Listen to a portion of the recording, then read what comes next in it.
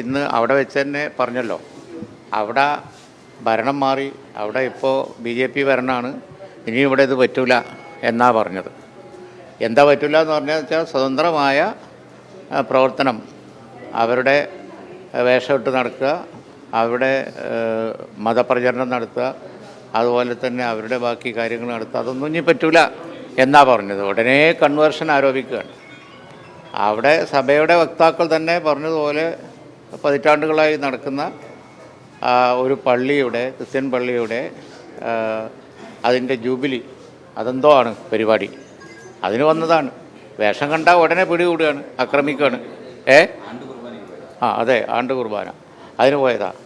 അപ്പോൾ വേഷം കണ്ടാൽ, ആളെ കണ്ടാൽ ഉടനെ മുൻവിധിയോടുകൂടി ആക്രമിക്കുകയാണ്. അപ്പോൾ ഞങ്ങളിതാണ് പറഞ്ഞത്, ഇന്ത്യ രാജ്യത്ത് ഒറ്റപ്പെട്ട ഒരു സംഭവമല്ല. ഭരണം മാറിയപ്പോൾ അവർക്ക് ഭരണഘടനയില്ല, നിയമവുമില്ല, ഒന്നുമില്ല. ഇത് ഒരു സംസ്ഥാനത്ത് മാത്രമല്ല, വ്യാപകമായി വരികയാണ്.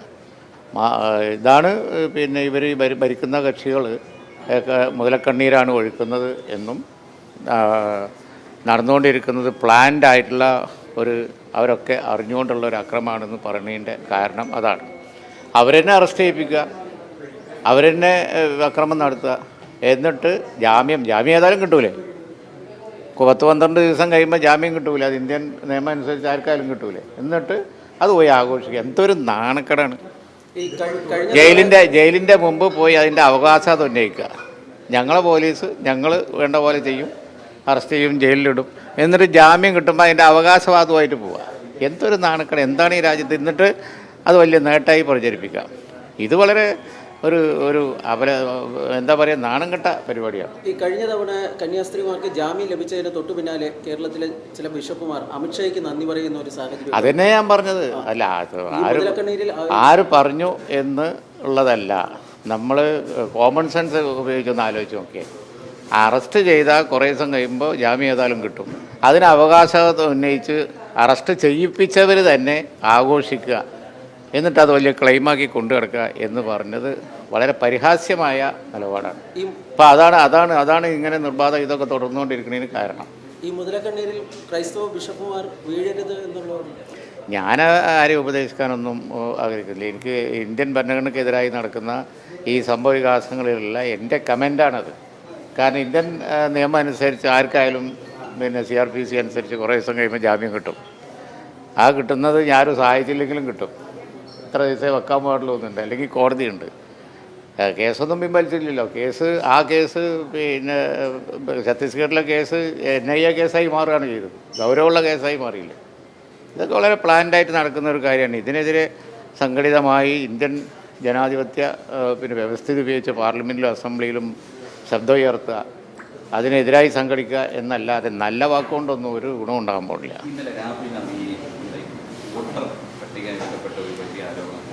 കർണാടകയിലാണെങ്കിൽ കേരളത്തിലത്തരത്തിൽ തെരഞ്ഞെടുപ്പ് ആവശ്യമുണ്ടോ? അല്ല, കേരളത്തിലും ഇതേ ആരോപണം ഉണ്ടായിട്ടുണ്ടല്ലോ. രാഹുൽ ഗാന്ധി ഇന്ന് പറഞ്ഞത് അന്ന് പലരും പറഞ്ഞിരുന്നു. കേരളത്തിൽ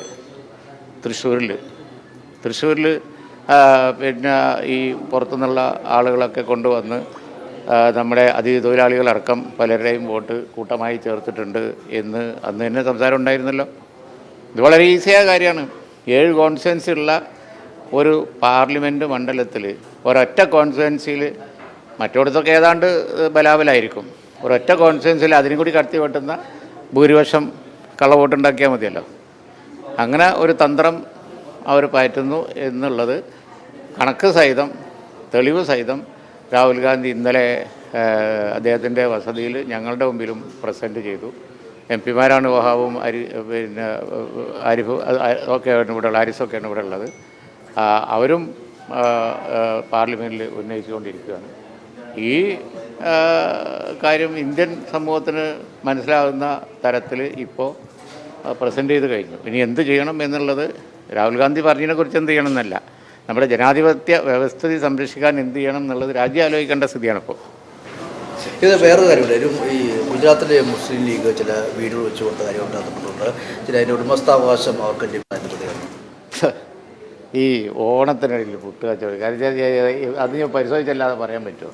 എന്തെങ്കിലും ഒന്ന് പെറുക്കിയെടുത്തോർന്ന് ചോദിക്കാന്നുള്ളതാണ്.